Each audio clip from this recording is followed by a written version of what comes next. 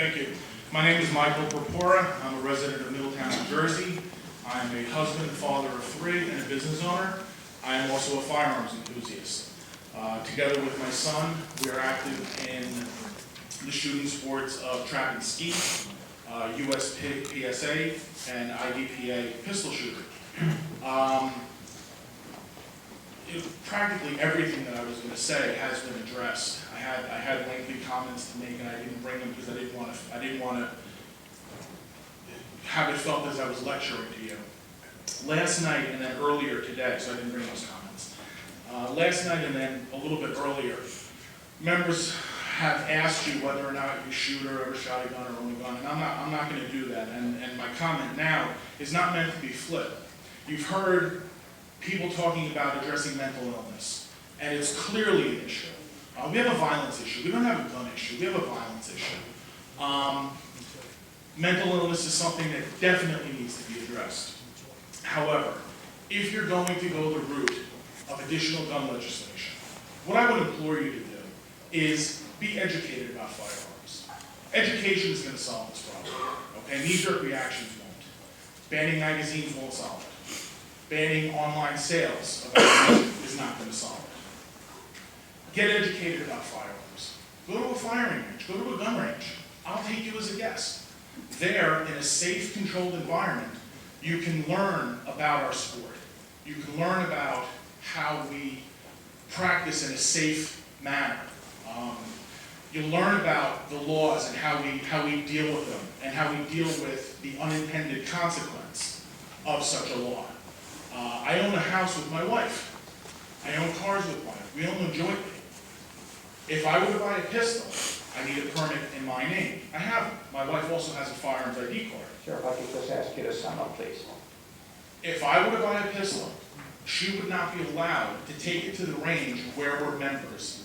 She would be a felon. It makes no sense. Thank you. So thank you. Thank you. Thank you. My name is Robert Barish. I'm a veteran, West Point grad. I run a large third-party logistics company at Cranberry, New Jersey. Married, father of 3. I won't repeat a lot of the things that I heard.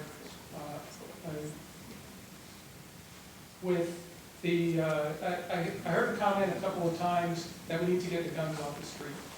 And so one thing I wanted to say is that the best way to get the guns off the street is to put them in a holster on the hip of a licensed, responsible citizen. And let me suggest a mechanism, because I know that's really tough in New Jersey with the legislators that we have.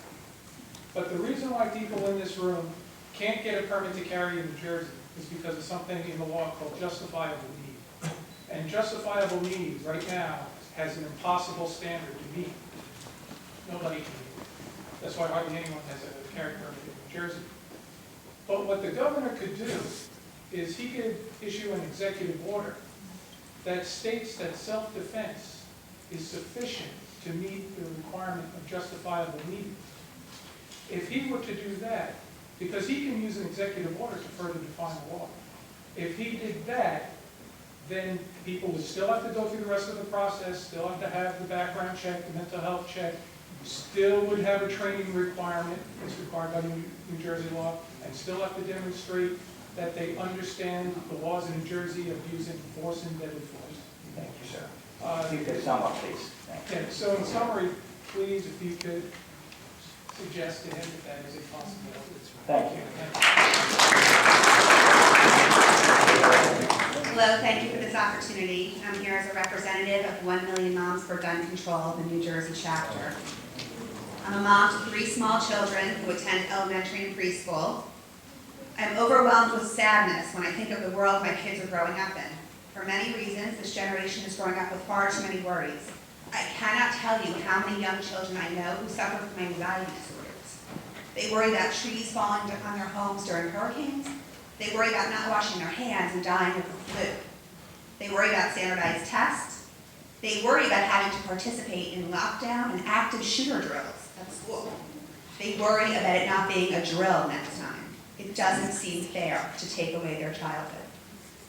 While it might be tempting to make armed fortresses around our schools, We cannot let the NRA's version of school safety be our model in New Jersey. And the NRA would have us believe that we need guns in schools to protect against the very guns that they helped easily distribute throughout the country. Please stop a minute and think. Ladies and gentlemen, please, I will only ask you this one more time. We were all courteous when you spoke. Please be courteous when anyone else speaks. Thank you. I'm asking you to please stop and think about whether that version of school safety is what we want in America. Armed principals and teachers are a toxic Band-Aid for a much bigger problem. This task force must find a better way to protect our children. So we're looking for you to study what New Jersey can do to make our children and our schools safer. We recognize that a holistic approach taking all factors into consideration is prudent. However, 1 Million Moms for Gun Control, New Jersey, asks that you keep gun violence at the forefront of your analysis. We have many societal ills, including addiction and a flawed mental health care system. However, easy access to guns only exacerbates these problems. Thank you for your consideration. I'm John Gaspich. I'm the former president of ACPNJ, the Association of Student Assistance Professionals, current vice president and legislative chair. And I guess coming from a different tack here. A quick editorial that was given to me that I kind of reworked kind of fits. Ever since the tragic shooting in Sandy Hook, Connecticut, so much discussion has taken place nationally regarding bullying and violence in our schools, as well as violence in the streets of America. As an educator, I believe a major component in addressing these problems is early intervention. Mental health issues often go unrecognized and unacknowledged in an understaffed system. Some people who are suffering from emotional illness display violent tendencies and engage in substance abuse. They in the community would benefit from early identification and treatment before an unfortunate incident occurs.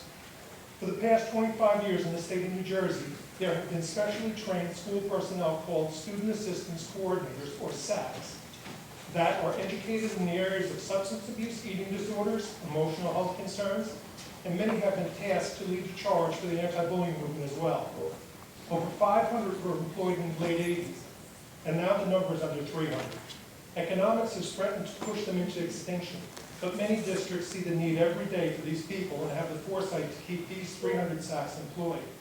These individuals are certified by the State Department of Education and complete extensive coursework mandated by the DOE. Many are extensively certified and experienced in all areas of student assistance, mental health, and school environment. No other school employees have this unique training or these specialized training backgrounds. They can offer early referral to appropriate treatment options as well as provide support for students and their families. This early intervention provides care before these problems become more intense and result in negative impact for the individual, community, and the expensive treatment necessary if we ignore the problems and allow them to fester and age with the Sir, children. if I could just ask you to sum up, please. 3 sentences. Yeah, thank you. The Association of Student Assistance Professionals has worked tirelessly for 10 years to ensure the SACs are employed in the buildings. The services are mandated, the SAC is not. ASAP has garnered support from Assemblyman Versacelli and other legislators, and I'm going to ask for a bill to be passed. A2558 is the Assembly version, soon to be a Senate version very soon. However, due to the lack of support from the DOE and the lack of funding, as we were told by the governor's staff, it's a great idea that would cost money. Thank you, sir. Thank you very much. May I have Mr. Stephen Hernandez, Mr. Ray Kavanikas, and Mr. Stephen Johnson come forward. Hi, how you doing? My name is Chris. I live in Middletown. I know the 1 million plus firearm permit in New Jersey. A lot of the speakers who come before me have sort of stolen my thunder, so you'll get the very abridged version. Thank you.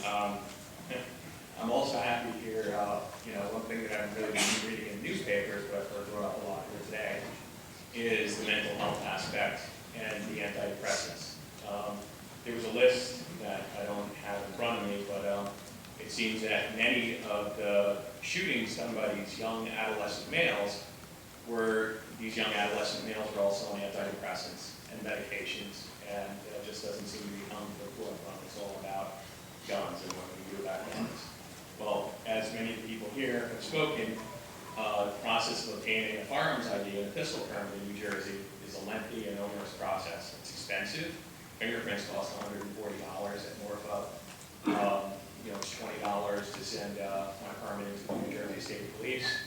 And depending on your township, Middletown is great. The Police Records Bureau there, they have my permits back in generally about 16 weeks.